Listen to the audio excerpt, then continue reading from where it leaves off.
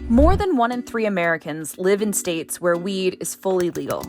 In fact, just 2 states prohibit cannabis use for all reasons. Yet weed remains illegal nationally, and it's still classified as a Schedule I drug. That's a higher category than cocaine. So what is going on with weed, and how legal is legal? I'm Natalie Fertig. I'm one of the cannabis policy reporters here at POLITICO, and here's what you need to know about marijuana reform.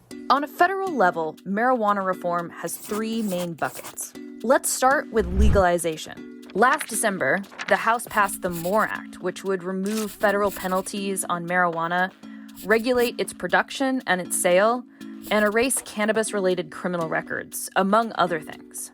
The MORE Act was viewed by many as a criminal justice reform bill. In America, black men are 4 times more likely than white men to be arrested for marijuana possession. The bill went nowhere, though. Then Senate Majority Leader Mitch McConnell shut down any attempt to pass marijuana reform in the last hours of the session. But Democrats flipped the Senate. And the new Majority Leader, Chuck Schumer, happens to be pretty bullish on legalization. He's joined forces now with Senators Ron Wyden and Cory Booker, and they're promising comprehensive marijuana legislation that builds on the MORE Act. But any proposed legislation faces an uphill battle in the Senate again. The upper chamber needs 10 Republican votes to pass the filibuster and get the bill to the floor, and even some moderate Democrats aren't sold yet. Things might be a little easier with banking legislation, but only if Schumer wants to move it. The SAFE Banking Act, which originally passed the House in 2019, has vast bipartisan support. It was reintroduced this March, and it makes it easier for pot businesses to access banking services. With cannabis sales reaching $20 billion in 2020, Republicans and Democrats alike think it's a no-brainer to make banking easier for this massive, growing industry. Finally, research legislation has the broadest support in Congress.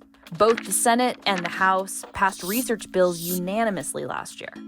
Researchers around the nation want to study how cannabis can be used to treat PTSD and Alzheimer's, or to manage pain for veterans, as well as if it could negatively impact pregnant mothers and teenagers. The main barrier facing research legislation, though, is simply the low priority it holds with most legislators in Congress. In contrast with Capitol Hill, the White House breaks pretty significantly with the majority of Democrats on weed legalization. President Biden historically opposed cannabis legalization and had a huge hand in the 1994 crime bill, which resulted in disproportionately high numbers of minorities sentenced to long prison terms for drug possession and sale. That history meant no one was surprised when he cracked down on his own White House employees. On the other hand, Vice President Harris touted legalization during the 2020 presidential campaign, but then pulled back her rhetoric since joining Biden's ticket. Recently, the real change in marijuana policy is on the state level. Montana, South Dakota, Arizona, and New Jersey legalized marijuana in November. Virginia, New Mexico, and New York also joined recently.